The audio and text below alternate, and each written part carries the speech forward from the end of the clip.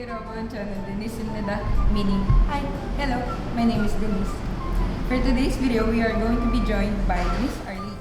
Hello, I'm Arlene. Welcome to our channel. For today's video, I'm going to teach Denise how to cook authentic japchae. I'm excited to chat. Let's go. Let's go!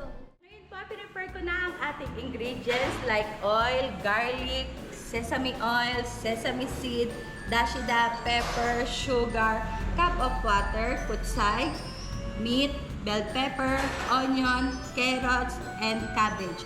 Also, the important one is the tangmyeon, also known as Korean noodle. First, we heat our frying pan. Let's open the gas range. Hintayin po natin medyo uminit-init ang ating kawali bago po natin lagyan ng ating first ingredients na sesame oil. Init na po. Ito na po ang ating sesame oil. Lagay na po natin. Ayan. Umpisa na po tayo mag-isa. Madaming nalilito. Ano ba talaga ang dapat? Kung bawang ba or sibuyas? For me kasi, lalo pag may karne, yan, una kong ginigisa yung karne, syempre. Kasi hindi na maluluto yun agad. Masusunog na ang ating ingredients na bawang at sibuyas. So now, let's put first the pork. Bisa natin. Ayan. Medyo papupula-pulahin po lang natin ang ating karne. Ayan, Miss Denise, makikita mo, mapula na ang ating karne at medyo sunog na din ang ating kawali. Set aside natin ang ating karne, then lagay natin ang garlic, bawang. Ayan. Ako kasi bawang ang inuuna ko eh. Yung iba, onion, ako garlic na. Ayan, isa-isa lang tayo. Hindi po kasi talaga ako marunong magluto. Ayan. Mahilig ka lang kumain. Ayan. Pero mahilig ka sa Korean. Opo. So, mapula na ang ating garlic. Next is onion. Tayo din natin. So, Miss Denise, ay, ano lang to? Isa-isa lang tayo. Napaka-basic ng ating lulutuin. Kaya, You just mix it. yes, mix all the ingredients. Kasi masusunog yung ibang part pag hindi natin mix. Ayan. Mapula na ang karne. Lagay natin ang pepper to taste.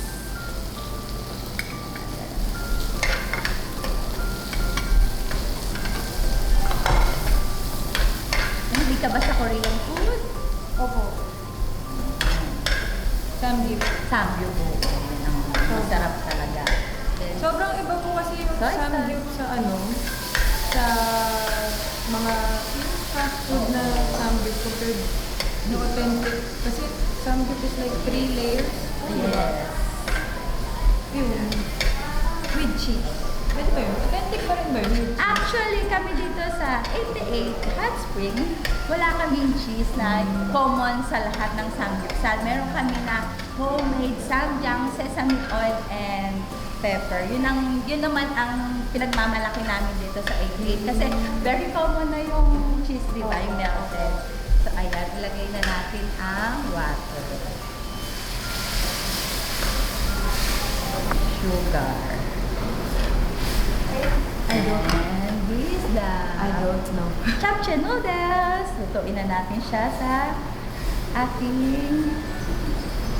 Kuhuli natin ang mga vegetable kasi mabilis siyang malanta or ma-overcook. Usually, ang ating vegetable hindi naman overcook, di ba? More on half cook para andun yung freshness no vegetable natin. So, this japchae is raw. May certain Hindi stroke. naman unlike ng pagbe-bake na may one stroke lang talaga. So, ayan lang. Hayaan mo lang mabasa yung ating japchae noodles. Maluto. Kasi medyo matigas si japchae noodles natin. Matagal siya maluto. So, pag okay na siya, lalagyan na natin yung medyo magta-translucent na yung ating noodles. Yung medyo parang transparent. Ilang minutes po yun? Ang mga estimate? 15, gano'n. 10 to 15 minutes. Basta iga-iga na, ma-drain natin yung water. Ayan. Kasi syempre, pansit, hindi naman masabaw. Ayan. Gisa-gisa lang tayo. So, ayan. Ayan, may mapagmamalaki ka na sa inyo, Miss Denise. Marunong ka na magluto na.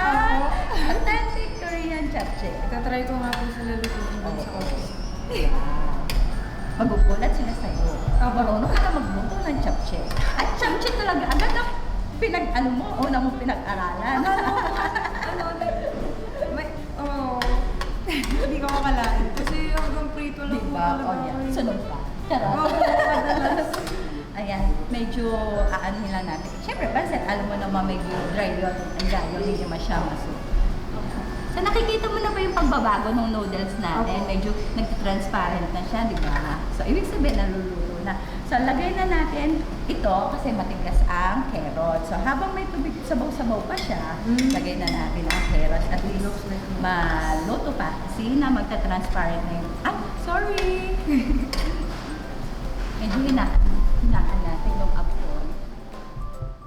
Ayan, lagay na itong cabbage. Ayan. Ay, sige po. Ako na. Ako, baka lang matapon mo yan.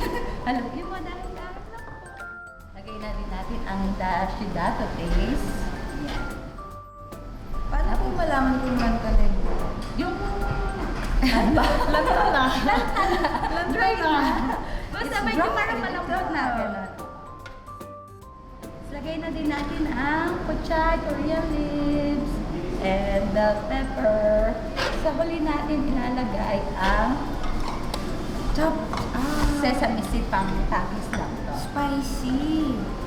Ang no, medyo matamis-tamis. Naglagay tayo ng asukal. Medyo sweet na ang ano nito. Atin ako. Matagal na po ito, di ba? Okay naman. Now we're done cooking our authentic Korean japchae. Ngayon po ay ilipat na natin siya sa plato with the garnish of kinyip or sesame leaves. Kinyip. Kinyip. Kinyip.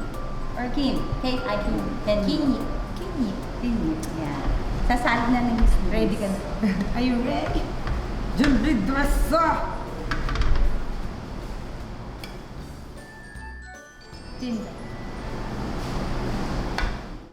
And here is our finished product, authentic Korean japchae. Are you ready? Jumbi dressa! To taste this? Ayan, Miss Denise, ready ka na ba tikman ang ating nilutong japchae? Nick! Ready tayo. Wow, nagutom ka sa ating pagluluto, ha? Opo. Ayan, Sobrang ito. bango po kasi... Tikman na natin ang ating lutong japchae. May husgahan kung authentic ba talaga ang ating luto. Medyo kinakabahan po ako kasi... Bakit naman?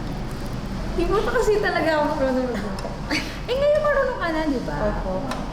Gisa-gisa lang tayo. Dapat pag marunong tayong kumain, marunong din tayo magluto. Salat. Yan. Tikman na natin. Mokja. Kain na tayo. Okay, let's eat, guys! Sarap. Authentic ba? Pwede na. Sarap, no? Yan. Pwede na talaga akong ano. Mag-asawa. Pwede na ako mag-Korea.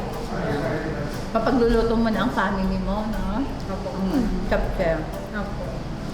Sarap, di ba? Perfect ang ating pagkakaluto. Ayun sinasabi ko, medyo half cook lang yung ating vegetable. Para medyo crispy. Tapos yung noodles po medyo white-white pa nga. Hindi kailangan na ano, na lutong-luto. Medyo white-white pa. Kasi mainit pa naman yan pag hinamon natin. So, maluluto pa siya. Tapos yung vegetables medyo it's a little bit crunch. Crunchy. Kasi half cook lang ang ating vegetable. Ano, Miss Denise, nabusog ka ba sa ating japchae? Opo, sobrang thank you po sa pagturo kasi lagi ko talaga akong nag-crave ng Korean japchae. Well, Korean food talaga in general. And sabi nga rin po kasi nila, Yorobun I see you. Sabi rin po kasi talaga nila, kailangan ko daw po kasi talaga matuto magluto and para sa bahay-bahay na lang. At least ngayon marunong ka na ng Opo. japchae para pag nag-crave ka, kapag gisa-gisa ka na lang sa bahay ng Opo. Korean japchae, ano. Opo. Ay, natatakot lang ako pag magluto pa rin mag-isa kasi Kaya mo yan. they said that I might burn the house. Hindi naman siguro. Gisa-gisa lang. Namo kamsahamnida Yorobon for joining us today. Meaning, thank you so much everyone for joining us. Thank you so much again, Miss Arlene, for teaching me, us, how to cook authentic Korean chapchae. Sure, Miss Denise, ikaw pa. Kung ano lang gusto mong ipaturo ulit, I'm here, willing to teach you.